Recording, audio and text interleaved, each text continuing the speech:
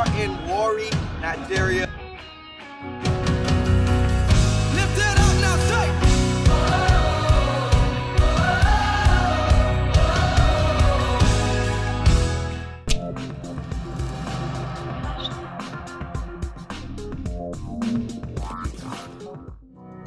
Savior, the living word. Yes, Lord. Adonai, my Redeemer. Savior, the living word. Adonai, my Redeemer. Bonjour, vous êtes encore les bienvenus à cette dévotion, ce moment. C'est ici le moment où la gloire de Dieu vient à vous et quelque chose d'inhabituel commence en votre vie. Comment était la journée? J'ai confiance que Dieu a une bonne journée pour vous et sa parole dit que c'est ici la journée que l'Éternel a faite et nous réjouirons, nous nous éveillerons en elle. Donc vous devez vous réjouir. C'est en 7 jours, c'est une bonne journée. Et vous savez, hier, nous avons terminé dans Jean chapitre 2. Maintenant, nous allons dans Jean chapitre 3. Hier, chapitre 2 a terminé avec Jean qui a dit que Jésus ne s'est pas confié à Jean. Si vous ne connaissez pas la nature humaine, vous pouvez faire beaucoup d'erreurs. Et beaucoup de gens, ils vont abuser les privilèges de l'accès à vous. Donc Jésus, il savait qui était l'homme. Donc il ne s'est pas confié à eux. Il savait que les hommes peuvent être très rusés. En verset 33, en chapitre 3, un homme lui aborda. Chapitre 3 qui dit il y avait un certain homme parmi les pharisiens nommé Nicodème, un homme, un chef et une autorité parmi les juifs. Notez cette personne, Nicodème. Il était pharisien, il était un chef, ça veut dire qu'il était un leader, quelqu'un dans une place d'autorité.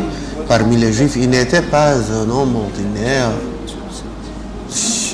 Verset 2 dit, qui est venu vers Jésus la nuit et lui a dit, Rabbi, nous savons et sommes certains que vous êtes venu de Dieu, comme en enseignant. Imaginez, nous savons, il dit, nous savons que tu es venu de Dieu.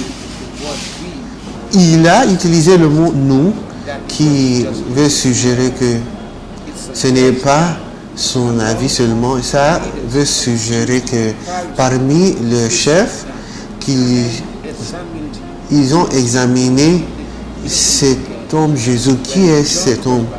N'oubliez pas que lorsque Jean baptisait dans chapitre 1, que les chefs de la synagogue ont été envoyés pour demander des gens, qui es-tu? Ils voulaient savoir qui est cet homme-ci, qui est cette gars. Et ça nous donne une inclination à la fait que les chefs dans le temple étaient mal à l'aise lorsqu'ils entendaient que quelqu'un qui fait beaucoup d'impact. Et ça ressemble à ce que nous avons aujourd'hui dans l'église. Beaucoup de chefs dans l'église, ils sont mal à l'aise quand quelqu'un qui n'est pas l'un d'eux,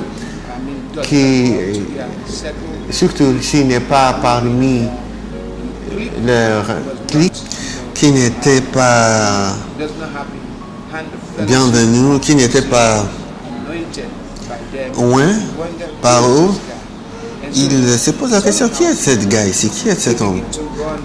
Il commence à lancer une vérification sur cette personne pour faire l'enquête et ils font leur conclusion.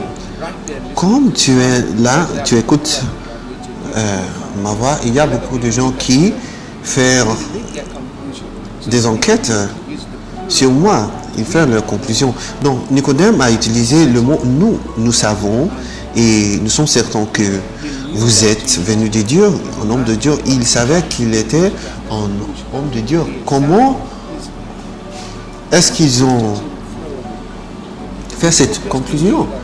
Ils ont examiné cet homme et ils savaient qu'il était prophète, et voici ce qui est étonnant, il n'était pas parmi eux, il n'était pas allé à leur école, il n'était pas parmi eux, mais voici cet homme ici qui a l'autorité. Il savait que Jésus avait l'autorité, qu'il était un homme venant de Dieu.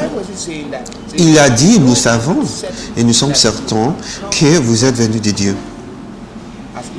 Comme enseignant, car personne ne peut faire ces signes, ces merveilles, ces miracles et produire les preuves que tu as, que tu fais, à moins que Dieu soit avec lui. Nous savons, personne ne peut faire ces prodiges, ces miracles, à moins que Dieu soit avec lui. Lorsque les gens te regardent, qu'est-ce qu'ils voient? Est-ce qu'ils verront Dieu ou ton corps, toi-même? Il y a des gens qui sont fiers de dire que je suis un homme fait par moi-même. C'est la fierté et l'arrogance mise ensemble.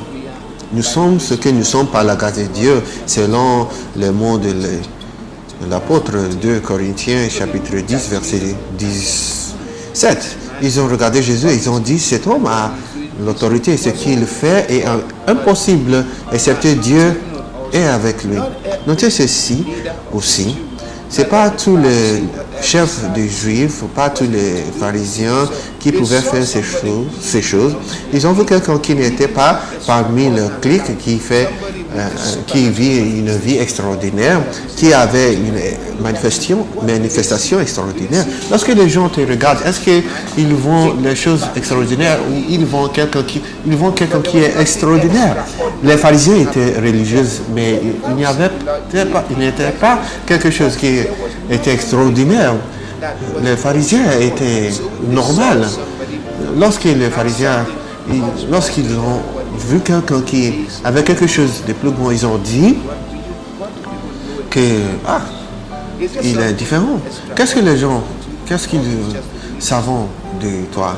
Est-ce qu'il dit que tu es extraordinaire ou simplement ordinaire? Je veux que vous sachiez que les gens, ils te regardent ils font des enquêtes pour découvrir qui est cet homme-ci, qui est cette femme. Ce gars ici, qu'est-ce qu'il fait? Si tu es seulement brouillon, ils le savent, ils savent. Donc je te pose la question, qui est toi?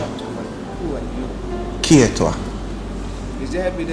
Est-ce qu'il y a une preuve que tu viens de Dieu? S'il n'y a pas de telle preuve, il est temps de ta vie à Christ. Arrête cette vie de religieuse et vis une vie qui est pour Dieu. Si quelqu'un est à Christ, la gloire de Dieu surprend cette vie-là. Si tu n'as pas vu quelque chose d'extraordinaire dans ta vie, tu es seulement religieux. Sors de la religion et entre dans une relation avec Jésus. Et ta vie ne sera jamais la même. On va continuer demain. Mais jusqu'à demain, je suis Igor Louis Singbebourou. Que Dieu vous bénisse.